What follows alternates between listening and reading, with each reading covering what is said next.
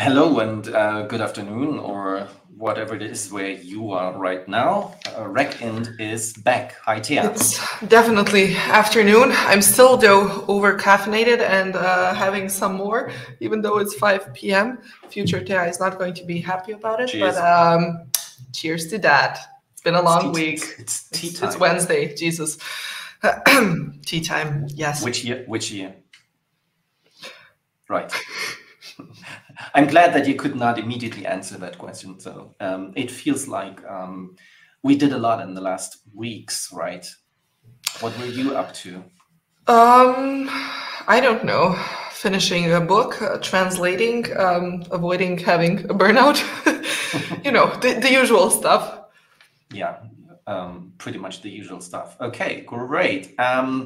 Do you want to announce something? Do you want to start with the signature rant? Tell me, what should we do? Yep, we can upload the presentation and there's going to be a little announcement, and then we can start with the rant. Okay, we also do have a guest today, I figured. We also do have a guest. Backstage. The guest is waiting for us in backstage, and we are going to put him live in about 30-ish minutes. You guys know the drill. You've hopefully been looking at us for a while at our faces. Regarding the next episode, we have no date. We are planning it mid-November. You guys should subscribe to our newsletter, and then you will get notified of when exactly the thing is taking place. Yeah, it is very likely to be, oh, sorry. I just wanted to add that it's very likely to be streamed from a foreign location, wherever that may be. Details to be disclosed. We are very mysterious today. But we are not mysterious with the English version of the book anymore. It is coming. It is close. It should become available, it should be directly available and downloadable starting mid-November. And the printed version will then follow shortly. Almost at the same time. Almost at the same time. Great. And you can already pre-order the printed version. The downloads will be available once the book is actually available. But for all those who still like to read things and, you know, hold them in their hands, you can already pre-order. The website is in German, so that's kind of confusing, but the book is in English, I promise. The summary of the content is in English. And yeah, basically, I think you guys can figure it out, you know, like where the checkout is and stuff. It all works the same, I promise. Yeah, purchase funnel is pretty much standard. Yes. And with that, we are done with our announcements and we can finally proceed with the rant. Well, you know, just to spice it up a bit this time and to focus slightly less on our usual bunch of tech pros. Well, that's kind of a lie, actually. You know, Altman will have his time to shine in this episode as well. Surprise, surprise. But hey, at least Musk and Zuck are not featured, actually, quite remarkably. But that is why I am bringing 3 other players into the field.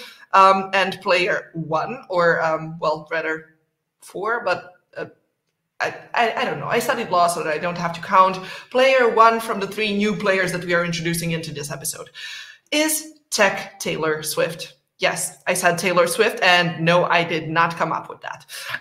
The man I'm referring to is Jensen Huang. So Jensen, namely, recently got described as Tech Taylor Swift by Zuck. So those techies sticking together, that is beautiful. Anyhow, Jensen, aka Taylor Swift, recently appeared in an embossed 9,000 Tom Ford biker jacket at Computex in Taiwan, the annual tech conference that draws the world's biggest companies to the island. Back in his home country, which he still left when he was 5, but apparently he's a rock star there, he had to pose for countless pictures and even write an autograph on a woman's top at the conference, wondering aloud if that was a good idea. Naughty little 61-year-old, ain't he? It was, in the words of the local media, pure Jensanity. However, there have been kind of rough patches and rough periods in paradise recently, because what goes up as staggeringly and almost violently as Nvidia did must at some point come down, right? Reasons for that, well, some mention unsustainable growth. For 2 years, Nvidia's growth has been unprecedented and investors wanted the company to maintain its momentum. But basically what, some of the media is referring to as a stagnation is actually a revenue growth of 15% from the last quarter. However, this still falls short of market expectations, with shares taking a 7% hit, in growth, that is. They are greedy, aren't they? One actual threat, however, might be the supply chains, because while Nvidia owns the technology, they do not mine or create the raw materials themselves, leaving them kind of vulnerable to supply chain disruptions. And one of those potential disruptions is their primary supplier being based in Taiwan, and it is the Taiwan Semiconductor Manufacturing Corporation, where there is increasing tension between Taiwan and China. So that, as opposed to a 7% decrease in insane revenue streams, could actually be a problem. Plus, they also have their fair share of legal worries. Nvidia has approximately 95% of the GPU market at the moment, at least those for used for machine learning, which effectively creates a monopoly under any definition of a monopoly. And so the US Justice Department has been ramping up an antitrust investigation into whether the company has breached competition laws.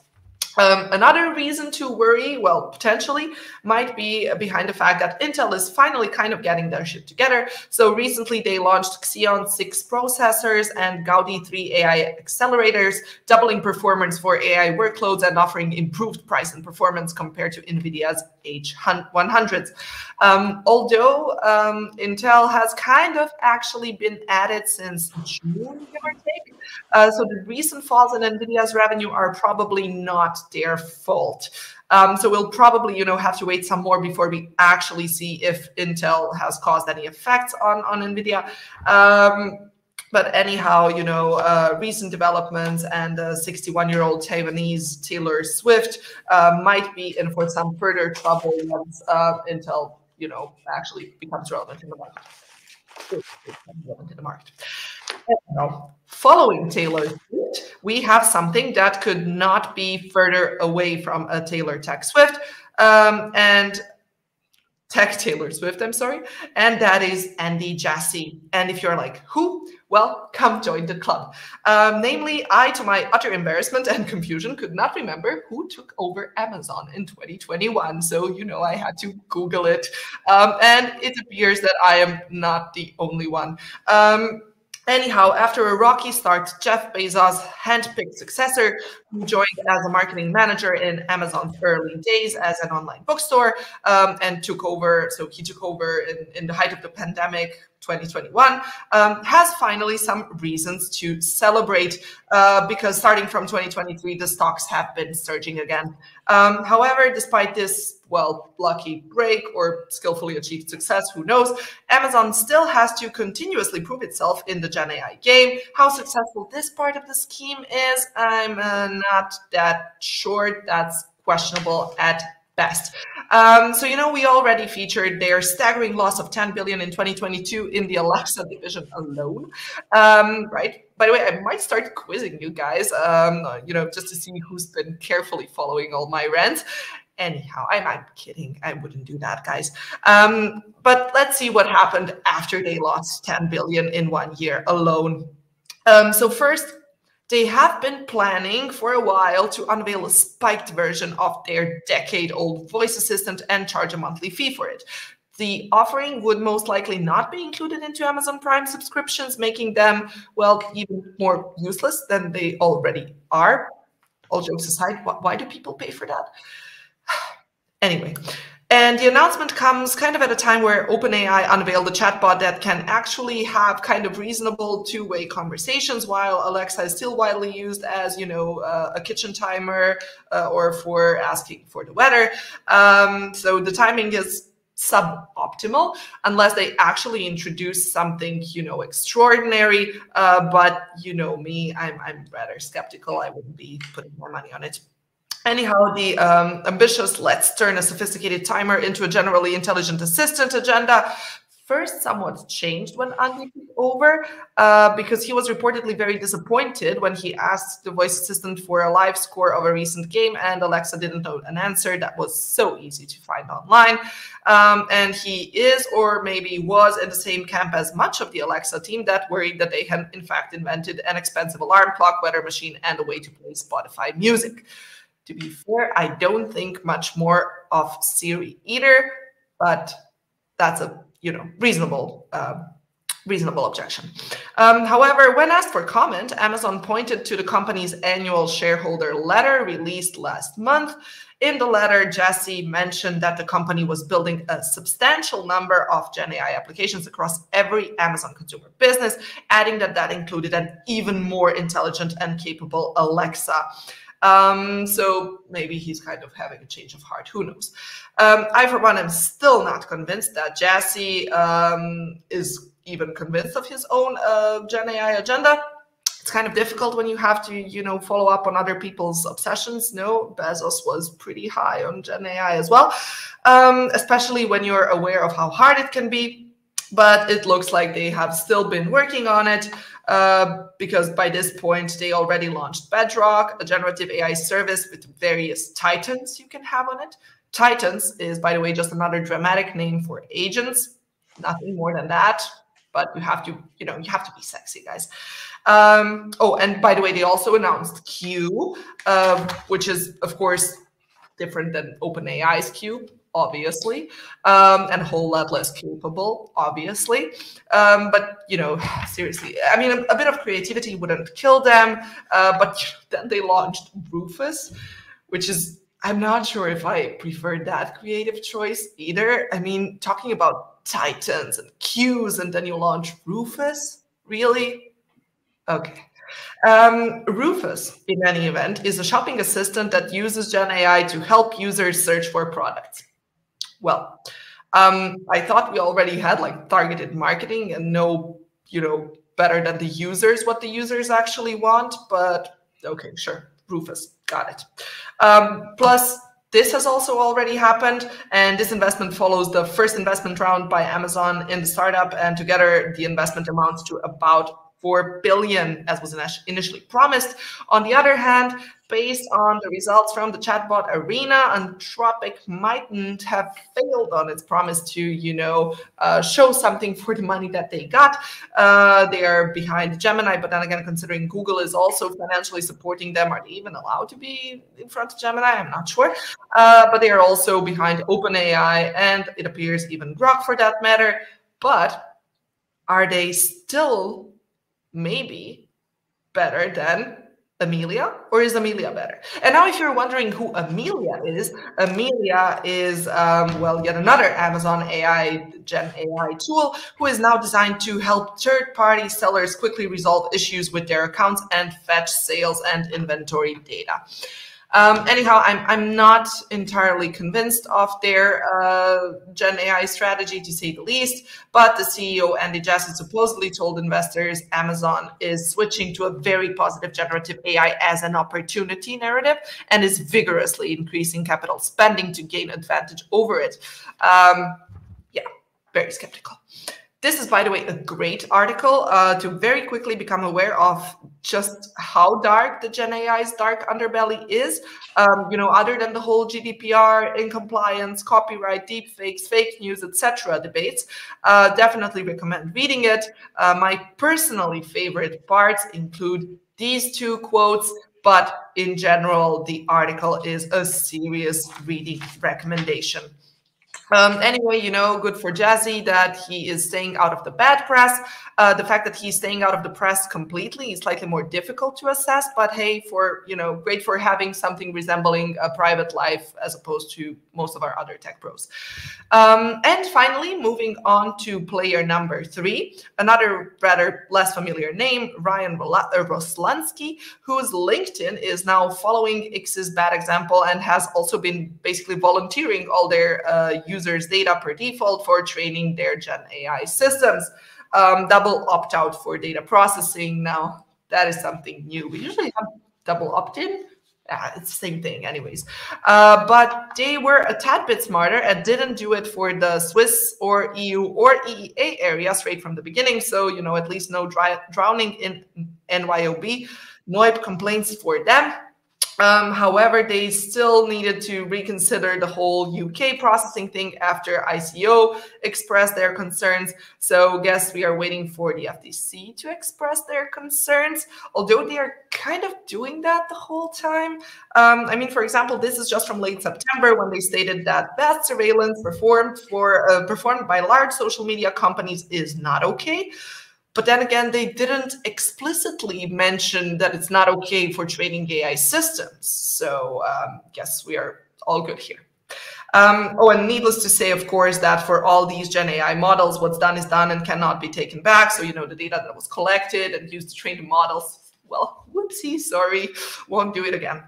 And if you are wondering which Gen AI LinkedIn is has, well, none public, at least none that I'm aware of. So someone enlighten me if I'm wrong. So we'll still have to wait and see what in particular Ryan is up to. Google, on the other hand, is, well, as often, if I dare say, actually up to some cool and interesting things. So these are all announcements from 2 weeks ago. Super reasonable, God, so boring.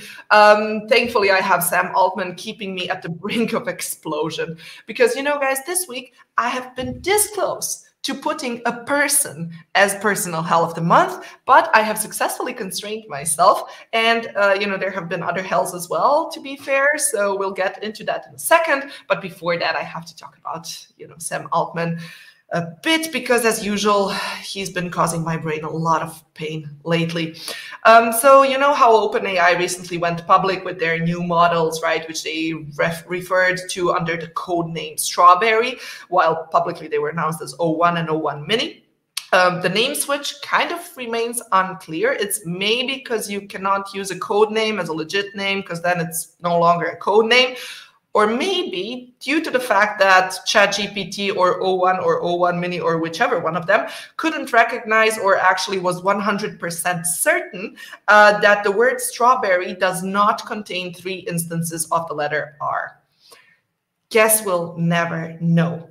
What we do know, despite the model's inability to recognize the number of letter R's in a word, is that according to a post by one of the researchers of OpenAI, which was also confirmed in one of their blog posts, of course, the O1 model scored 83% on the qualifying exam for the International Mathematics Olympiad, compared with 13% of the previous model, GPT 4.0. Now, I am entirely certain that I already read this announcement for 4.0, but okay, apparently now we are a lot better at mathematics.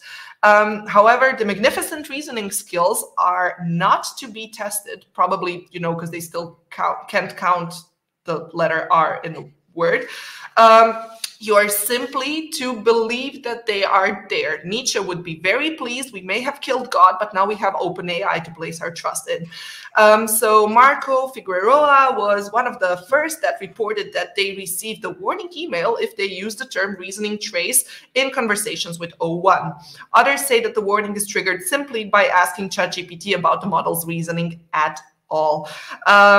So Marco Figueroa, who manages Mozilla's Gen AI bug bounty programs, posted about the OpenAI warning email on X about 2 weeks ago, complaining that it hinders his ability to do positive red teaming. He also writes that he didn't see the warning email because he was busy breaking their system.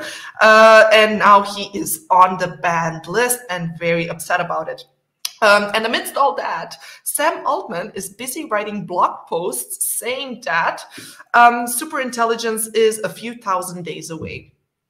I mean, honestly, a few thousand days away. What kind of a time measurement is that?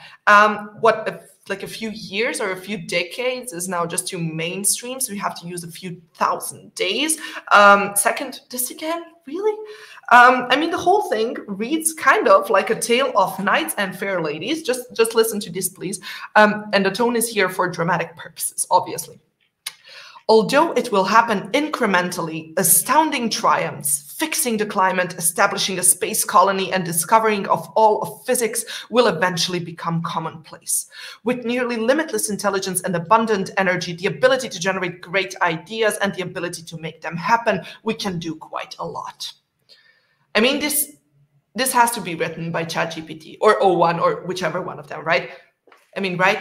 And what is this guy on, and where do I get some, honestly? Anyhow, general AI coming in T minus approximately a few thousand days, whatever that means, so stay tuned. And what bothers me the most with these types of narratives is what affects this cheap kind of poetry paired with some mysticism and just a dash of the occult can have on society, from making even more people believe in conspiracy theories. To be fair, in this study, the scientists actually used AI to induce critical thinking and reduce the probability of people believing a conspiracy theory, or at least reduce the confidence in such a theory being true. This was most likely the consequence of people feeling less defensive and confrontative when talking to a bot who is trying to convince them that they are idiots and the earth is not flat. However, this also means that the opposite might also hold true. So just imagine what they would believe if those systems told them that their, delusions are correct. Secondly, we are making CAPTCHAs basically useless. Cybersecurity folks must be super excited about that one. So apparently beating CAPTCHA and reCAPTCHA tests is no longer all that difficult for AIs and bots. Researchers at ETH Zurich in Switzerland trained an AI model named YOLO, you only look once, to solve them. The AI model tackled reCAPTCHA version 2, which asks user to, click on all the images of a car, bicycle, whatever, to prove that a user is human. And YOLO was trained using thousands of photos, and ultimately it solves reCAPTCHA puzzles as efficiently as humans. I would add probably more efficiently than humans, because we are usually lazy and don't really look. And thirdly, we are kind of redefining what we consider science with AI scientists. Remember the Japanese guys developing the whole nature-inspired AI, whatever that meant, and now they are doing AI scientists. I don't know, you guys. And they even published a paper by their AI scientist.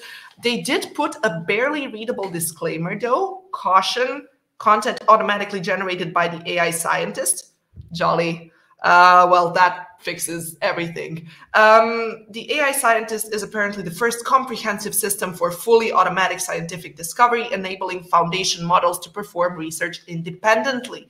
And the AI scientist automates the entire research lifecycle, from generating novel research ideas, writing any necessary code, executing experiments, to summarizing experimental results, visualizing them, and presenting its findings in a full scientific manuscript. Oh, and they also introduced an automated peer review process to evaluate generated papers, write feedback, and further improve results.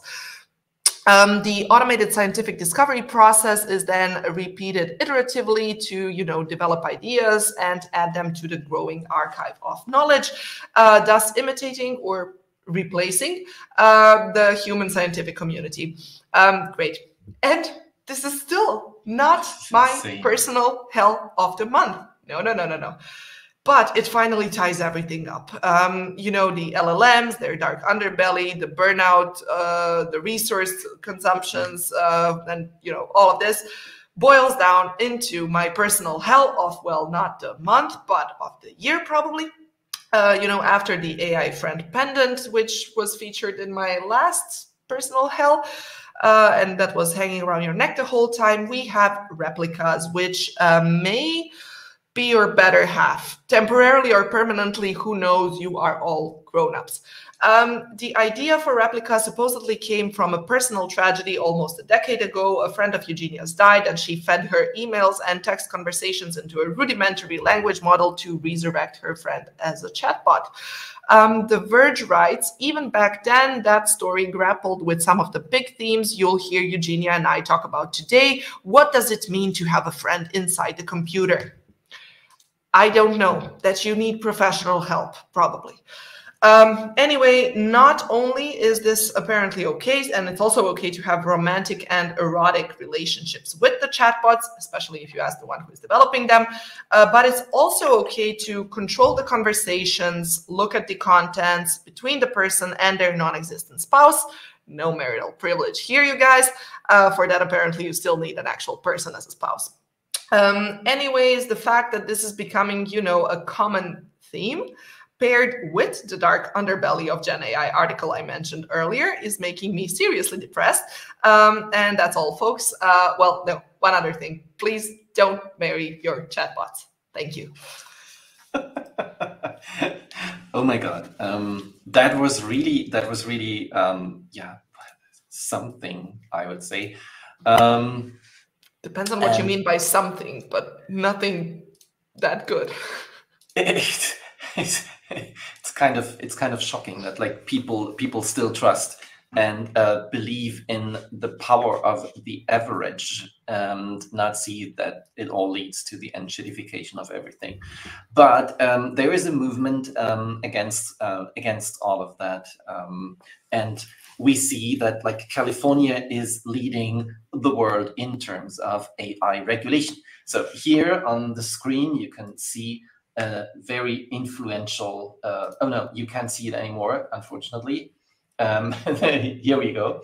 A very influential bill, AB Assembly Bill 2008, been signed into law as of yesterday, as far as I know. And the interesting thing is that California's Governor Gavin Newsom has signed AB 108 into law, clarifying that the California Consumer Privacy Act, CCPA, applies to personal information in any format, including AI systems capable of outputting such information. So it's almost absurd that we need a law to state the obvious. Personal information doesn't become less personal just because it's compressed into a transformer model. So the new law specifies that personal information covers everything from physical document and digital files to abstract digital formats such as compressed data, metadata, and notably AI systems.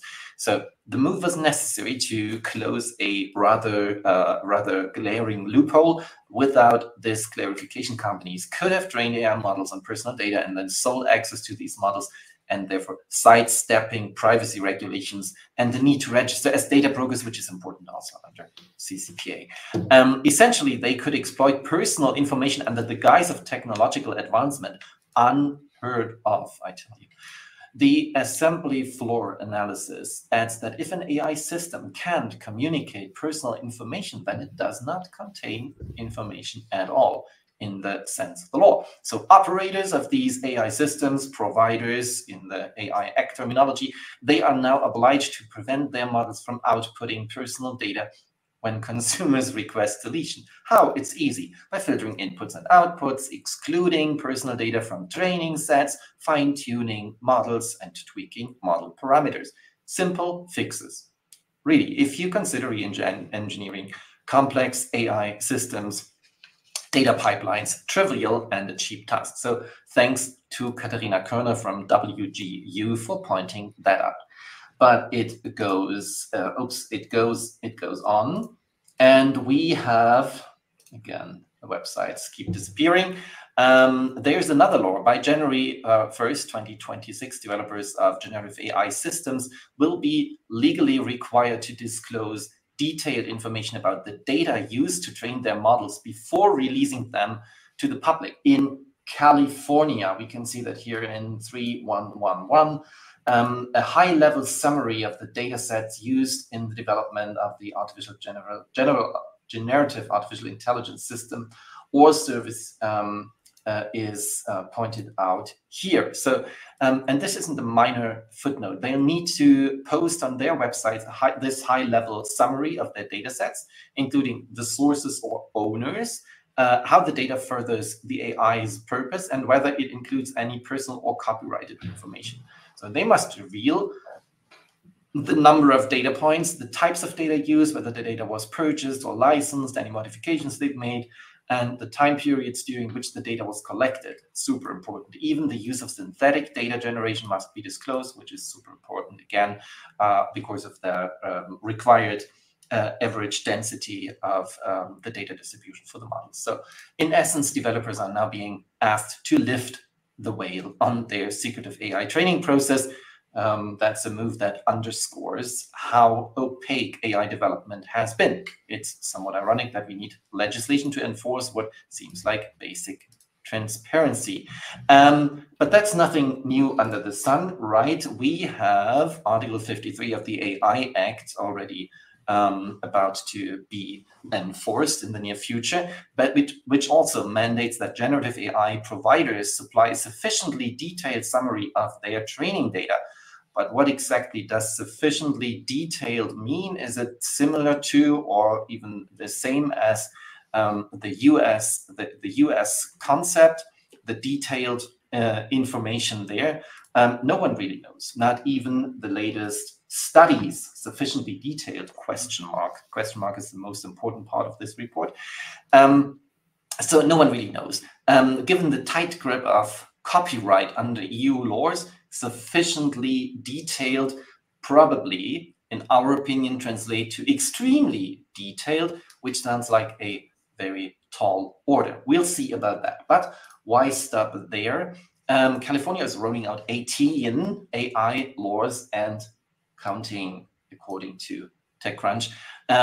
Why not add more? So after all, did anyone really think about or complain about the heavily regulated European Union market? So next time someone balks at California's AI regulation, just tell them, let's go to San Francisco, give them a smile. Red tape is now everywhere. We will move on to another interesting article in Nature, it appears so, and it has a very not surprising title. AI generates covertly racist decisions about people based on their dialect. So there's a well-known issue lurking beneath the surface of our beloved generative AI, covert racism in those language models. While hundreds of millions rely on those models for everything, from writing assistants to hiring decisions, which is a very bad idea, by the way, research reveals that these models perpetuate subtle and not so subtle racial prejudices. Specifically, these AI systems harbor dialect prejudice against African-American English speakers, embedding ratio-linguistic stereotypes that are more negative than any human recorded biases. Interesting study, definitely. We can see it here. They even have charts, which is always more convincing than just words. So, but what does this mean in the real world? Current methods to reduce societal racial bias, like aligning AI with human preferences, might just be hiding the problem instead of fixing it and hiding it also like not so well. So, and isn't it ironic? In our rush to automate and innovate, we are allowing technology to reinforce these decades or centuries old prejudices under the guise of progress. Yeah, well, but what's the real lesson here? You're asking, well, don't you fucking use fucking chatbots for judging people based on their language. Sorry, I have to say it. No sentiment analysis, no ranking, no nothing. Let it go. Just don't do it. And it goes on like that. It's not a rant today from my part, even though it sounds partially like a rant. There's an interesting, very recent article in the CIO magazine, and its headline says, "Devs gaining little, if anything, from AI coding assistants." So recent studies on AI coding assistants like GitHub Copilot revealed obviously mixed results. Mixed always means there is little hope left, at least. While some developers report increased productivity, a study by UpLevel found no significant gains in key programming metrics. So productivity isn't a key programming metric. Good. Such as pull requests, cycle time, and throughput. In fact, Copilot introduced 41% more bugs, according to their analysis. So the studies also suggest that AI tools have helped reduce developer burnout, with developers spending more time reviewing AI-generated code. Some companies find AI-generated code challenging to debug often requiring a complete rewrite. And there is another study which confirms these findings. It's called The Effects of Generative AI on High-Skilled Work, Evidence from 3 Field Experiments with Software Developers. And that study concludes that notably less experienced developers showed higher adoption rates and greater productivity gains. Productivity, as we know, is not a key programming metric. So wait, let's do the math. So while junior developers are racing ahead, senior auditors are left sifting through a mountain of flawed code. Where does this vicious cycle end? It's a recipe for burnout. I introduced this word now. For burnout among those tasked with maintaining quality, all while the software itself suffers from increased bugs and instability. In essence, we are trading short-term productivity gains, which is not even a key performance metric, for long-term headaches. And it's definitely not in line with internationally accepted software standards, such as ISO IEC 25000 series, systems and software engineering, systems and software quality requirements and evaluation, which you can read up here. So very important standards, right? Maybe Boris can tell us more about the importance of standards today. Let's move on to another very funny topic. Let's also discuss this totally unsurprising revelation in the realm of AI and healthcare. A recent study examined how non-experts perceive AI-generated medical responses compared to those from human doctors. So the study involved 300 participants. The findings were shocking to anyone not familiar with people or generative AI, because most of the people could not reliably tell the differences between AI and doctor responses. Even more concerning, participants rated high accuracy AI answers as more valid, trustworthy, and satisfactory than those from actual doctors. We as lawyers know the problem, but we don't care about legal AI because legal AI enshittifies the legal field and therefore is creating more work for us. But doctors, on the other hand, have ethics, not money problems. So in this study, when AI provided low accuracy responses, they were just as trusted as doctors' answers. This blind trust led individuals to follow potentially harmful medical advice and seek unnecessary treatments, mirroring the reactions they had to doctors' responses. That may also be the result of having no universal health care. The real lesson: forget alignment. Do not use those chatbots for providing medical advice, or do not use those chatbots for asking for medical advice. See, problem solved. And then there is one last paper I wanted to point out, and it's titled, very descriptive title, Jailbreaking Large Language Models with Symbolic Mathematics. And it introduces a technique called math prompt. This method cleverly encodes harmful natural language prompts into complex mathematical problems. That's like kind of a reverse embedding situation, and therefore effectively bypassing the safety mechanisms of advanced language models. I'm not so sure about the advanced part of language models anymore, but let's say they were quite successful and also foreseeable through experiments conducted on 13 state-of-the-art language models. Math prompt achieved an average attack success rate of kind of 75%. So, and well, this high success rate exposes a critical vulnerability, one of many. Current AI safety measures aren't equipped to handle mathematically encoded inputs. Very important to know. So AI safety does not come from working on AI safety. It comes from working on better AI system, as Jan de Koon said earlier this year. So then please build better AI systems or get lost, dear OpenAI geniuses. So that's it from me for today. Over to Thea for the AI weather report. But we don't have an AI weather report. Why build better systems when you can just block users that try to jailbreak your models? That works as well. Yeah, bad red teamers. They should get lost. Like don't tell me that my system isn't working. It's you. You're the problem. You are the problem. Yeah, but yeah, take over anyway. We have a guest waiting. We have a guest. We are bringing him from the backstage now. Our guest is Boris Inderbitsin from the IEC. He is going to introduce a bit the activities of the IEC and what they do, what the organization is about. And then we are going to, well, basically grill him on standards and why they matter and how the whole process works and yeah, everything. And you guys also feel free to shoot questions in the comments and we can tackle those as well. But Boris, the stage is yours. Well, then, first of all, hello. Hello, Tia. Hello, Peter. Very good to be here. Hello to the audience. I'm very happy to be here. Yeah, a short introduction round, I guess. So my name is Boris. I work for the International Electrotechnical Commission. And for those who don't know, the IEC, know that you use the IEC every day. We build international standards and we do conformity assessment systems.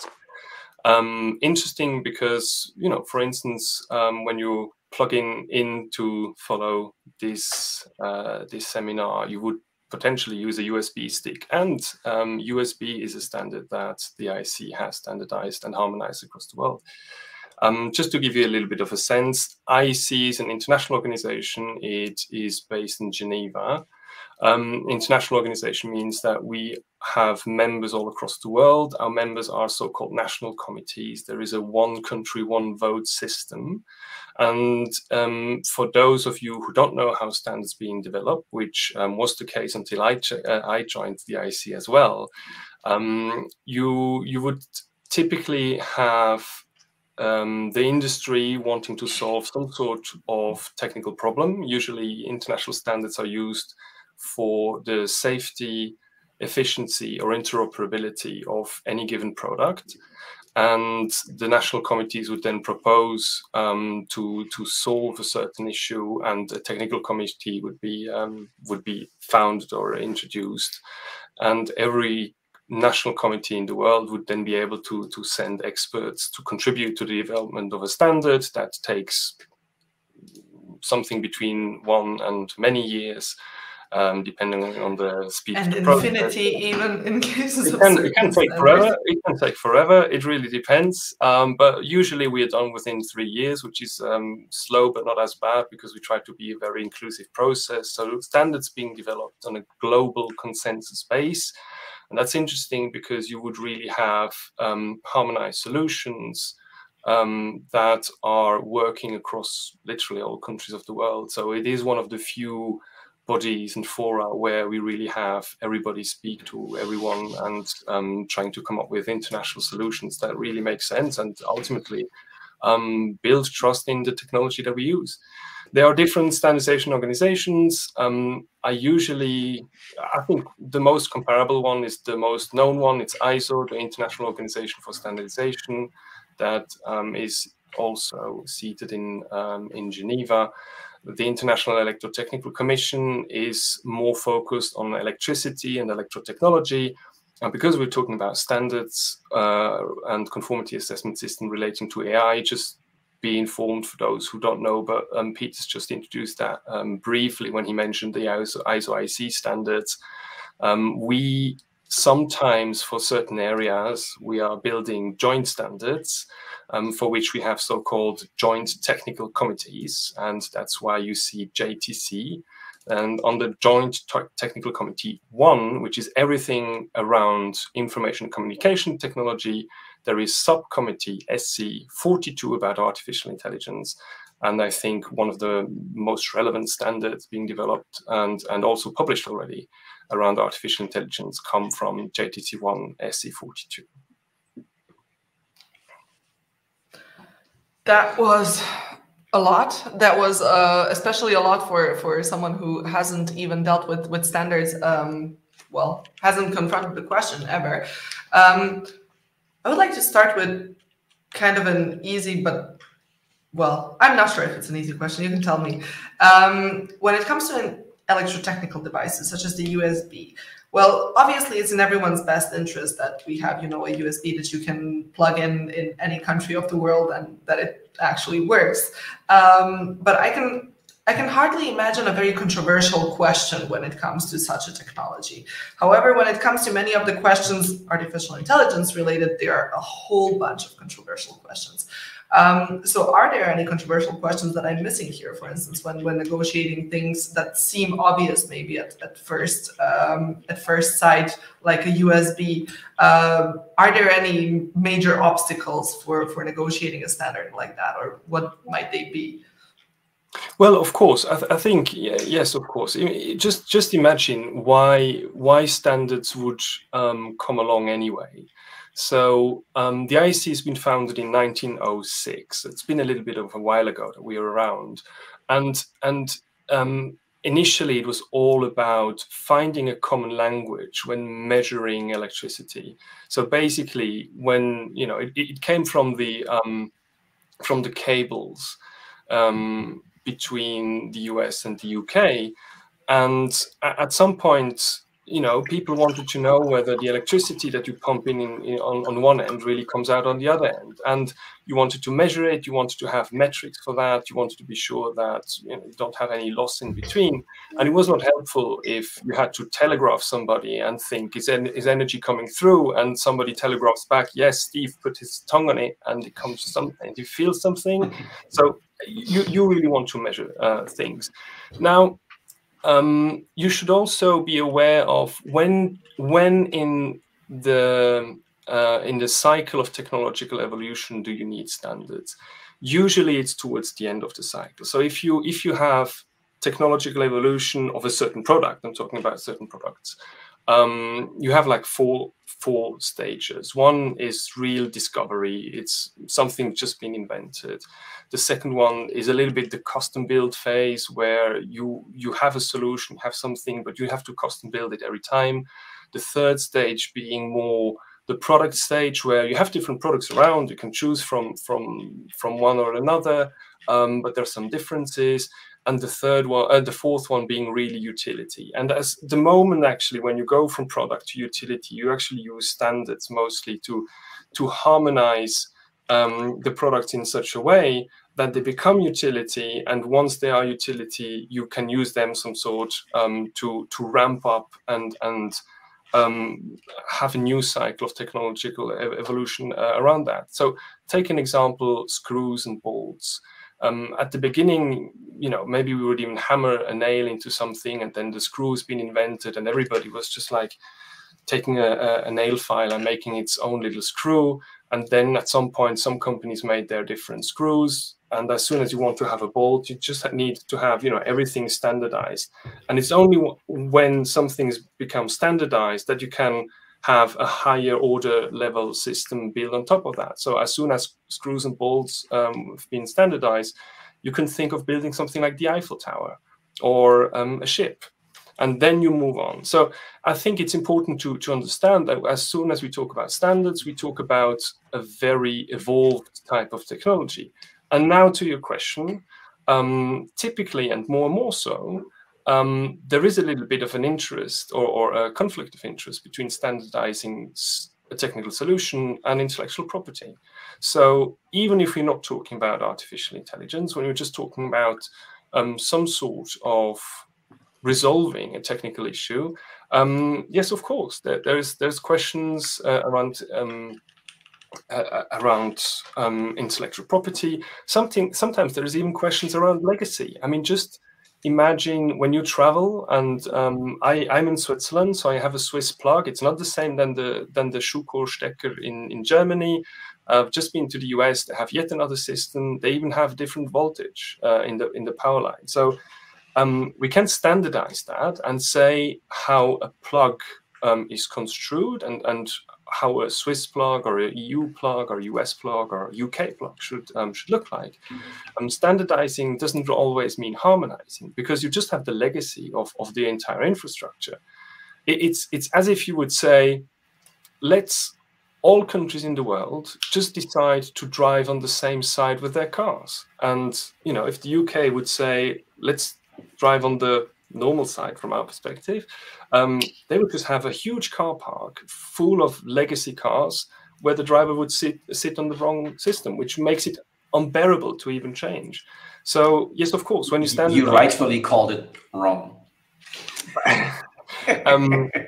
So of course, when you standardize, there are so many things to consider, and it's not only within an AI that you can have contentious discussions, and that's great, because if you have these contentious discussions, you can also come to a solution and you know, find a way to standardize certain solutions for technology. I'm a big fan of standardization.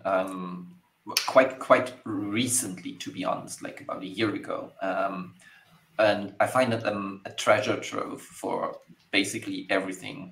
And Thea, like, you know, I've been nagging everyone about standards, how cool they are, and they can be. Sometimes before going to bed, or even in bed, I'll like call up an interesting standard, and I have a deeper look at it. Like cybersecurity for nuclear power plants was a recent addition. I mean, it's absolutely fascinating, from biology to engineering to whatever, like you name it, there is a standard for it. So many different standardization bodies. But like you just touched upon a very sensitive topic with intellectual properties, and even you can refuse to answer that question. But I mean, I like almost unnoticed in the wider legal field, there was a decision by the CJU this year in March, I think.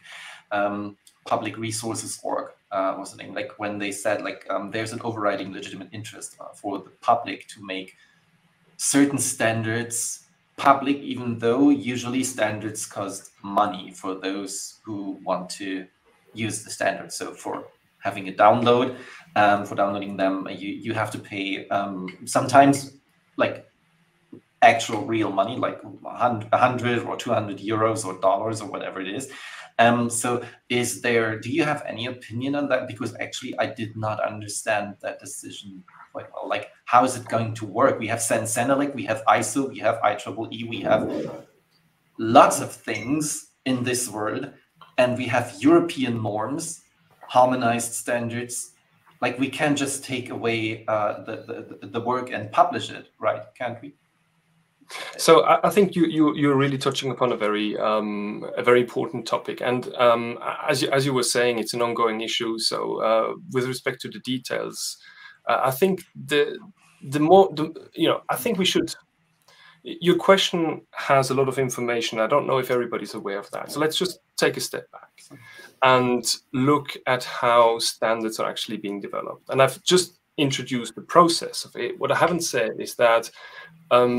What is true for ISO and IEC, what is different with the ITU, is it membership-based. So when the ITU, the third important international standardization organization, it's the International Telecommunications Union, the ITU is a UN body, and its members are national governments, are the member states.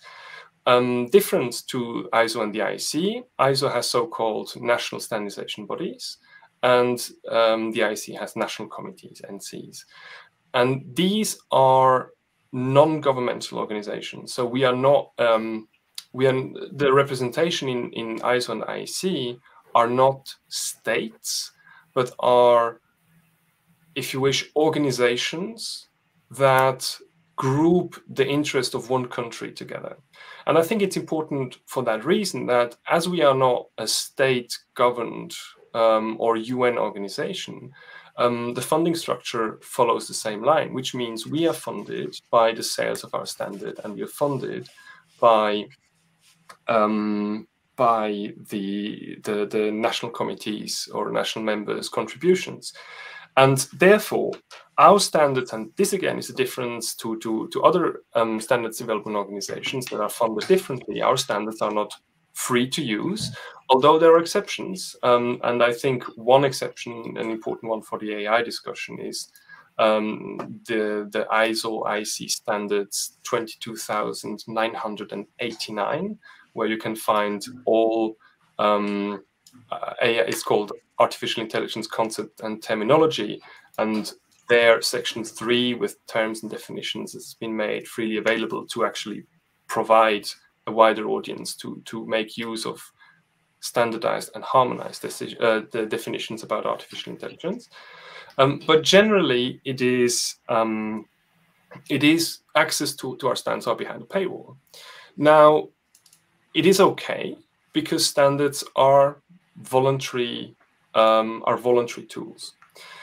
Now, what you are alluding to, though, is the concept of harmonized standards, and I think you are the EU lawyer. You should maybe you make a short introduction what harmonized standards is. My understanding is that the European Commission can send standardization requests to CEN and CENELEC, and CEN and CENELEC, just to introduce these organizations, are the regional standardization organizations for Europe, not the European Union. They have a wider... And ETSI.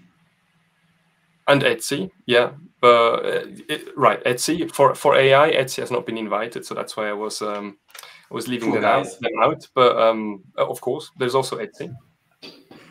And CEN and CENELEC for AI now can or are using international standards from ISO and IEC and are adopting them. And the European Commission can, after what is called a HAS assessment and harmonized standards assessment,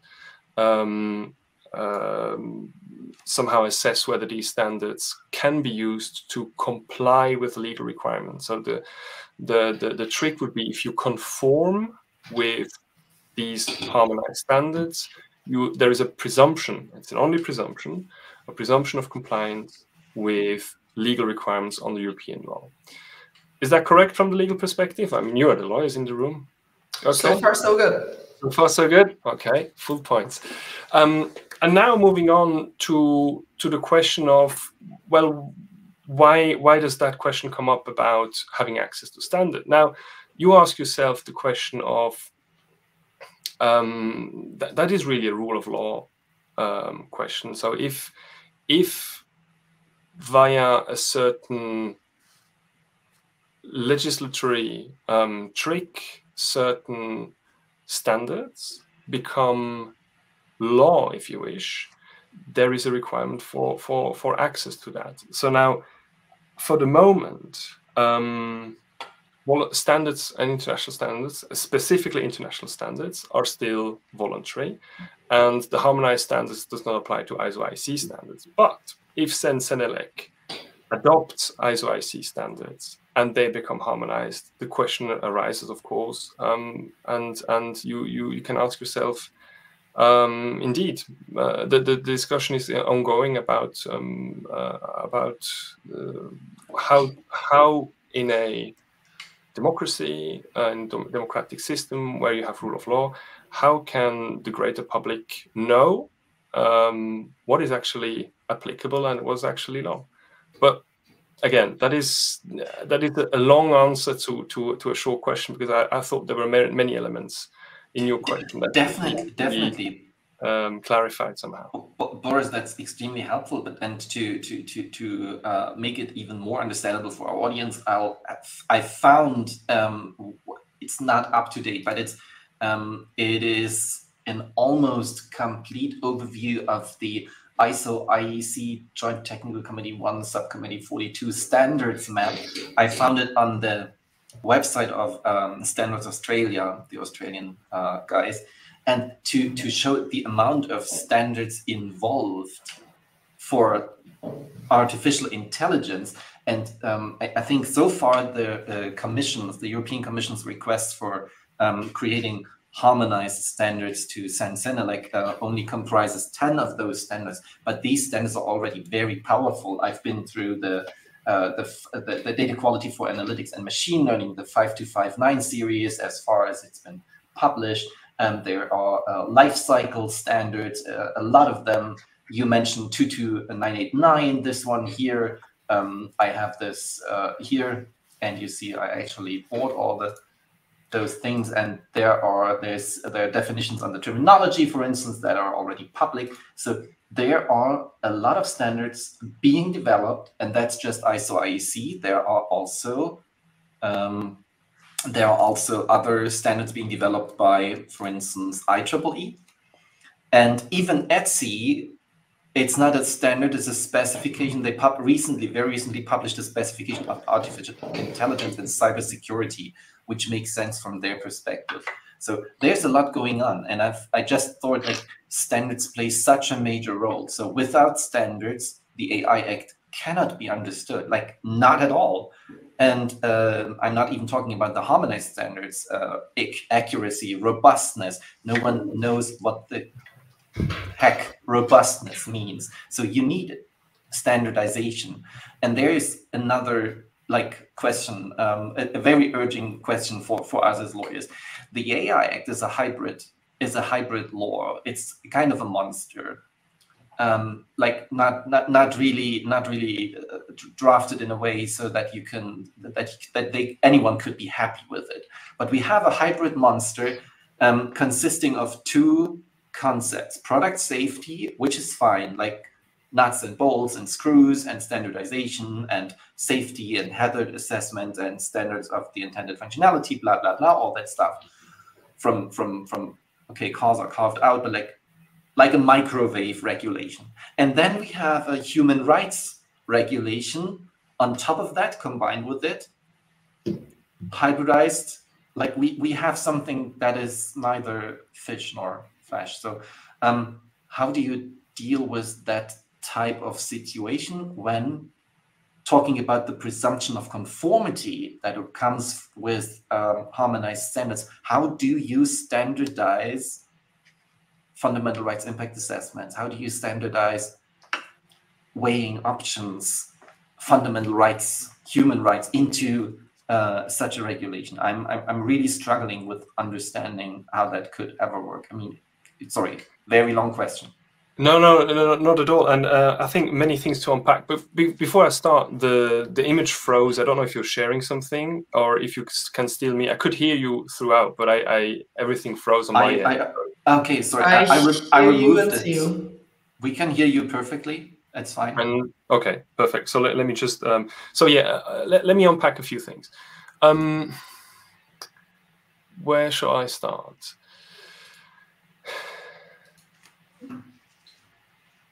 Take your time. So yes, I think so. So you were saying. Let me start with that.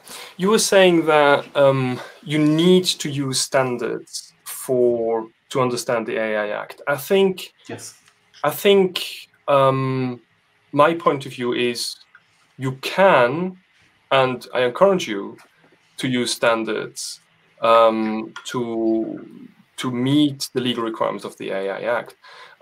At the end of the day, standards are still voluntary instruments. And to come back to something that you just said is conformity with standards, and the presumption of compliance is with the law. So what you can show when you conform with standards is, if the legal instruments provide that, you can show compliance with legal requirements.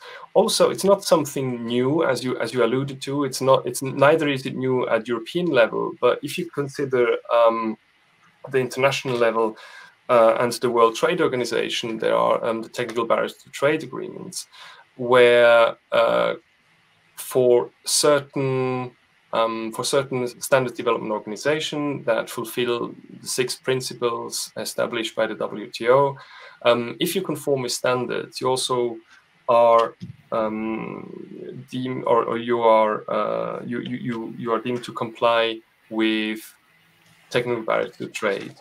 So there is a wider arching, let's say, utility if you conform with standards for your compliance with international regulation. When we talk about fundamental rights, I think it's really important to point out 2 things. One, really be sure to understand what the role is of the different actors in the field. When I say actors, I mean, what is the role of the legislator? What should the legislator decide upon? Because the legislator has certain power, the legislator has also certain duties, and there is also a way, if the legislator, follows the principles of democracy, there is also a way how the legislator comes to a certain conclusion. And the knowledge is also with the legislator when it comes to human rights or fundamental rights. And the role of standard development organization can only be to support the work and to help, in this case, because we're talking about AI developers, to implement and to consider human rights requirements in their products or in the development of their AI system.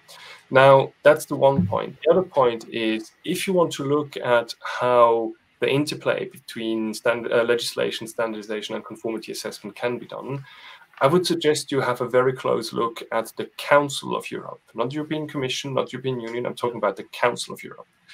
The Council of Europe has just come out with a framework convention on artificial intelligence with respect to human rights, democracy, and rule of law. The framework convention basically says, you know what, AI system, human rights are applicable to you, and that's nothing really new.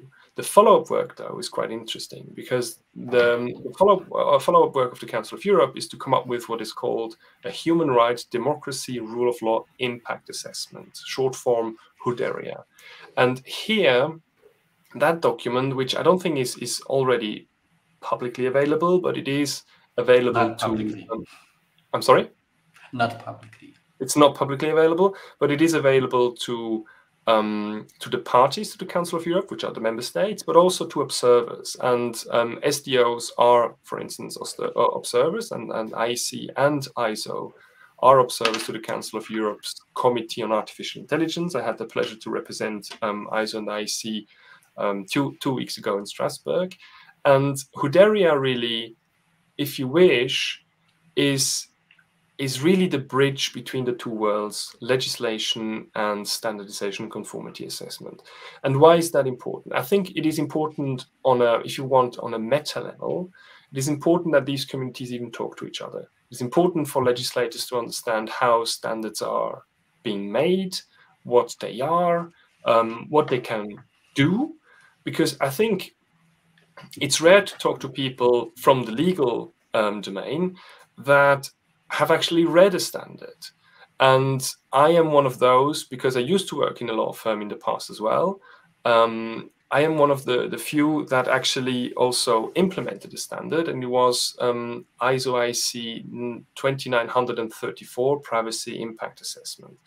And the thing is, if people think about standards, sometimes they believe they just found the holy grail and the standard is going to tell them what they have to do and all the solutions are in the standards. But if you have risk management system standards, such as privacy impact assessment, as I just mentioned, or much more importantly, for artificial intelligence, you have ISO IC 42001, which is a risk management system for artificial intelligence. These standards don't solve your problem. They basically tell you, sit down and think. And I think that's the beauty of standards, is that they actually give you there's a little bit of hand-holding involved, and they take you along the process of literally sitting down and thinking about your AI system. So the work at the Council of Europe is hugely important there, because it tells the legislators how standardization organizations work and develop standards. On the other hand, it also shows the standardization community what's important for legislators, what they mean, what they want, what is how they work, how they come to, how non-mathematical the outcome of their work is. It is also a consensus-based process, and I think this interplay is really best showcased at the Council of Europe of HUDERIA. Last point, if I may, you mentioned the draft standardization request of the European Commission to CEN and CENELEC for artificial intelligence, for standards around artificial intelligence. Yes, there are 10 standards in that document that are being requested. I don't know if you've seen the post on LinkedIn from Sebastian Hallensleben, who is the chair of another JTC. This time it's the CEN-CENELEC JTC, Joint Technical Commission 21 on artificial intelligence. And here you see the work product, if you wish, or the deliverables that are far more than just 10. There are many, actually. And what you also see, and I think that's quite interesting, is that most of the deliverables will be, of the Sensenelec deliverables, will be adoption of ISO IC standards, which, of course, we are elated to hear that. And then there is the very important article about fundamental right impact assessment, and you will tell me whether it's Article 27 or 28 of the AI Act. 27. It's 27. Here we go. Still, all the points are there. All the points are there. Very good. So if you look at JTC 21's approach for fundamental right impact assessment, I mean, basically it's, let's use ISO IC 42001 question mark. Do we need to do something? And I think asking Sensenelec to come up with a fundamental right impact assessment is a little bit giving the hot potato to Sensenelec, and having a standards development organization making calls on things that are very social and very legal in a way. So I think just giving that hot potato to someone is different than just collaborating and co-creating something. So I think the approach of the Council of Europe is much more straightforward. It is also going to be, I mean, Hood Area is going to be a voluntary instrument. It's going to be there to guide governments on how to carry out impact assessment when they use AI system. That's all fine. And our contribution really is twofold. So the ISO IC say, well, if you want to have a proper risk assessment system, use 42001. But thank you very much, Council of Europe, because what they have done in the annexes to Hood Area in the current version is they have somehow simplified and make much more palpable the long jurisprudence and knowledge that they have in the application of human rights. And they've actually, through that, given a tool to AI risk assessors to better understand, okay, so now I have an AI system in front of me. I'm following the risk management system of ISO IC 42001, but what do I have to consider? What are the risks that I have to think about? And you can go and look at these annexes of Hood Area and think, oh, I have to think about this. Oh, I have to understand that. And, oh, these are domains that are particularly, sensible, and I have to be careful about that. So I think this co-creation mechanism and exchange of co-creation of voluntary instruments is really a way to go. And I think it is going to be a way to go for other grand challenges that our society face, that are worldwide, that are hugely complex. And that's why we also try we try to find similar ways of engaging with policymakers and legislators when it comes to sustainability and fighting climate change. So I think there's really a pattern and interesting development in all areas, including with legislators that reach out to SDOs, standards development organizations, but also with standard development organizations, and especially the IC. There's, fundamentally an organization of technical engineers to really also understand there's a world around technical questions. And if you apply the knowledge of what is called science and technology studies, and you acknowledge that no technical solution is completely agnostic of the societal environment it's being developed in, then, all technical solutions have societal aspects and questions and values that come with it. So you have to be knowledgeable about that, and you have to make the right partnership to be able to actually answer the questions that are asked to you. Great statement. I hope you're still here. I was speaking to myself because I just see a frozen no, screen. we are still here, promised. Well, considering that you see frozen characters and we have already been 15 minutes over time, maybe just one last question to kind of wrap it all up. So we painted a very complicated picture of this whole standardization universe, different organizations, international, regional, national, harmonized standards, non-harmonized standards. We also mentioned that a lot of them have different issues, from those wanting to access them price-wise, from those creating them, of course, having the interest to keep the price, and so on and so forth. And now my question is basically, where does one begin? So I'm developing an AI system and I'm a small startup, and now I cannot buy 1,200 standards from different organizations and figure out what to do with them. Yeah. So where do I start? So I think it's a very valid question, and there's actually two aspects to that. So first of all, the first aspect is not all standards are going to be relevant for you, and you can tell which ones are going to be relevant because you can have a look at the standards online and you can see the table of contents, and you see in what direction once a certain standard goes or not. Also, I don't think standards and conformity assessment systems, I should say, are new for the compliance world. So when we talk about specifically lawyers coming from the data protection area of our practice, the concept of standard is really new.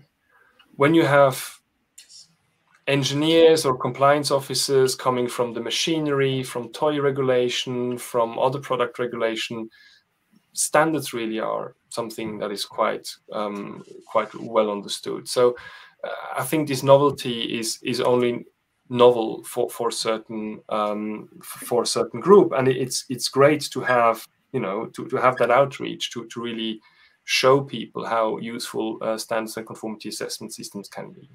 The other part is really standards help you solve different problems. So if you want to start somewhere, think about what problem you want to solve. And with respect to AI system, I think a safe bet to start with is going to be ISO IEC 42001. But then we should also just be very mindful that if we're talking about artificial intelligence systems, we're talking about complex IT systems, ICT. So don't overlook all the state-of-the-art standards that are already out there, like the 27001 information security standards, the software development standards that are sometimes also jointly being developed by ISO IEC and IEEE. There are so many around that you can take on and are already useful, and I found that they serve as the basis to actually work on the questions you have. And the other value of international standards, and I stress international standards, is really, if you think of the market in which you want to, the market that you want to access, and you believe that the markets that you want to access are more or less all over the world, then it's always a safe bet to start with an international standard, because then if you want to comply with a specific law in a specific area, usually, not always, but usually, the top up that you need is going to be significantly smaller than when you start with regional standards from scratch in every other region of the world. And I think the best showcase of that was just Pete's deep dive a few minutes ago, or more than a few minutes ago, where he showed that California has a quite extensive AI legislation system as well. So if you are able to showcase, and you remember I was mentioning ISO IEC standard 29134 privacy impact assessment. That was the time when I was, when our law firm has been mandated by FIFA, the Fédération Internationale de Football Association, to come up with, the relevant privacy procedures within the organization. And because we were having an outreach that went beyond Europe, I based my work with on an international standard. Before I even knew a lot about international standard, it was in 2018, so I was an early adopter. And very early adopter, great. The rationale, well, you see, trendsetter.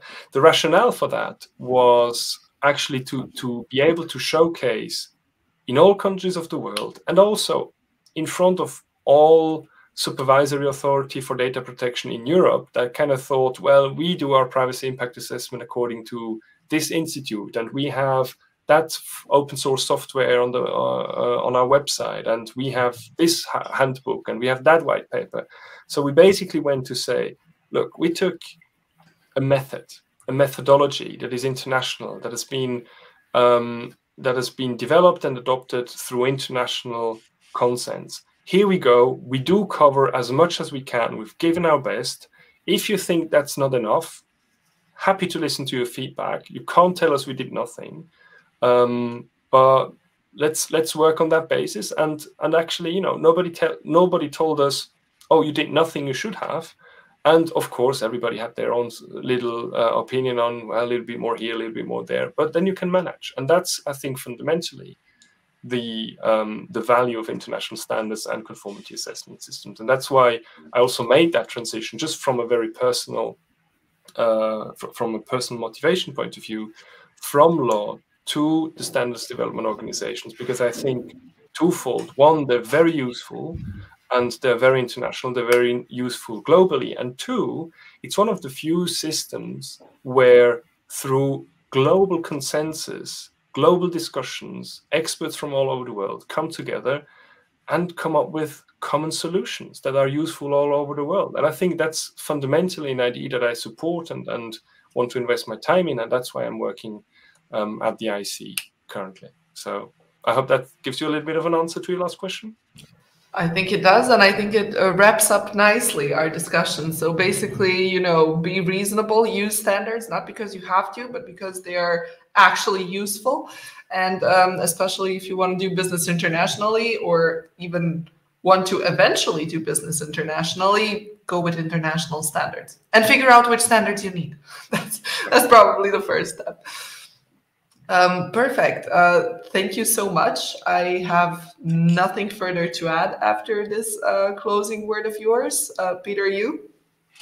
No, I'm still thinking about what he said about 2018 and the privacy impact assessment.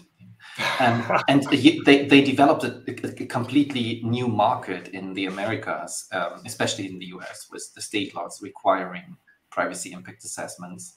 And so, yeah, well, it should be, must be, could be a very potent standard. So we'll see how that turns out. Maybe also for the 42001. Similar success is guaranteed. Great, thank you. Thanks, Boris. Well, thank you. Thank you for having me. It's a pleasure.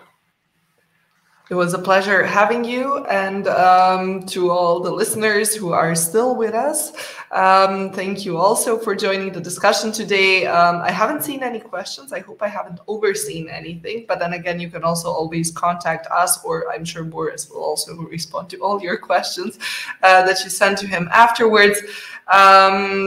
Stay tuned, subscribe to the newsletter, and we'll keep you posted on the next episode, and that would be all.